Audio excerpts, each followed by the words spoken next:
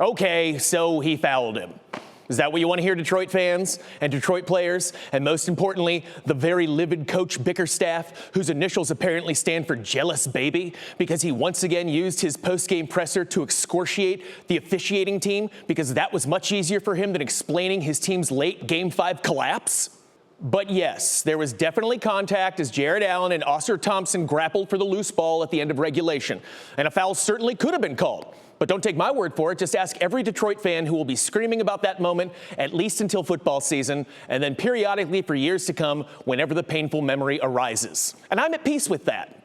Playoffs basketball has always operated under its own weird constitutional amendment system. The final 2 minutes becomes less, was it legal? And more about, was it illegal enough to ruin the ending? And that's where things tend to get messy. It's also where they tend to get interesting, because for many, it's the controversy and the outrage that's almost as fun as the game itself. As was to be expected, both cities quickly adopted their predictable positions on social media, with Clevelanders leaning hard into the sacred, you gotta let them play doctrine, the same philosophy that every fan base adopts the second a no call benefits them. Meanwhile, Piston fans started cyber fainting online, overcome by the miscarriage of justice they were being forced to endure in the form of Jarrett Allen's errant leg colliding so violently with the defenseless Thompson that they consider it a miracle the young man will be able to continue his professional career despite the grisly ordeal. Lost underneath the officiating controversy is the bigger truth about Cleveland, who managed to effectively rebut all three of the most popular criticisms about their postseason play in one game last night. They won on the road. They looked tougher than their opponent, and James Harden showed up and showed out once again in a playoff contest.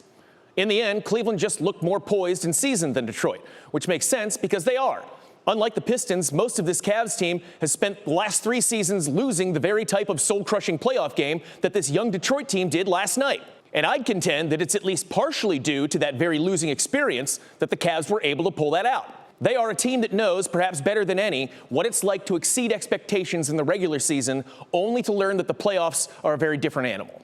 I have to believe that channeling those painful, visceral memories helped motivate them to defy their recent history and survive a road playoff game where the building was detonating around them. This series isn't over, of course, and anything can happen. But if Cleveland does manage to finish the job, it will be hard not to reflect back on this game as an important milestone on the Cavs' long, often frustrating journey to real postseason legitimacy and respect. But of course, that's not what Detroit fans are likely to remember that game for. They'll remember the no call, because that's how playoff mythology works. We don't remember the 100 or so normal possessions that make up a ball game. We remember the one disputed moment that makes everybody yell at each other for 72 hours afterwards. 20 years from now, somebody in a bar on 8 Mile will still say, yeah, but Allen fouled him.